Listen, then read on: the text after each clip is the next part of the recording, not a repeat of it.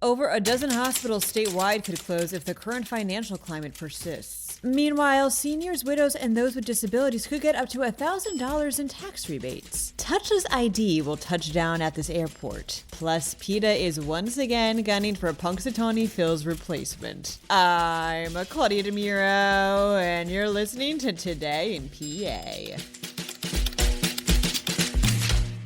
A report released Wednesday found that, if the current state of financial instability persists, 12 to 14 hospitals could close statewide over the next 5 years, reports USA Today via the York Daily Record. Commissioned and released by the Hospital and Health System Association of Pennsylvania, the report stated that hospitals face quote-unquote increasingly precarious environments brought about by lower reimbursement rates for the care they provide, and skyrocketing malpractice costs. According to consulting firm Oliver Wyman, Pennsylvania's Medicaid reimbursement rates are 11 percentage points lower than the national average. This means lower payments from private insurers, and it's a problem that's only going to get worse as Pennsylvania's population continues to age. The massive tax bill passed by Congress last year that's expected to drive hundreds of thousands of people out of coverage will also have a negative impact. HAP is hoping that the report will inspire state lawmakers to intervene where they can before this can happen.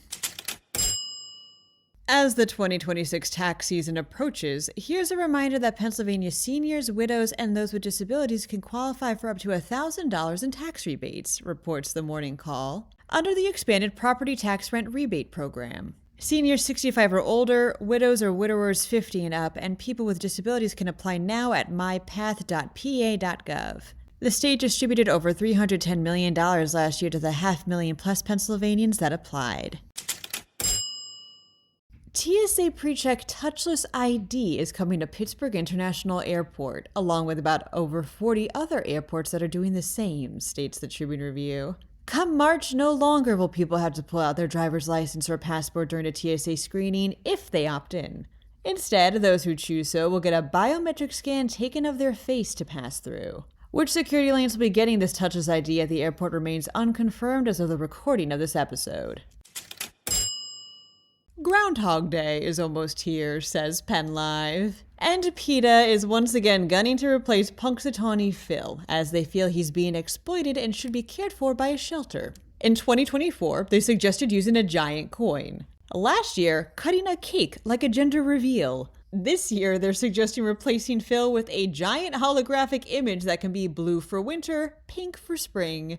Governor Josh Shapiro responded to this latest suggestion by sharing the "Don't Tread on Me" flag with a photo of Phil replacing the snake on X. Said spokesman Alex Peterson, quote, "He is indeed very serious about his defense of Phil."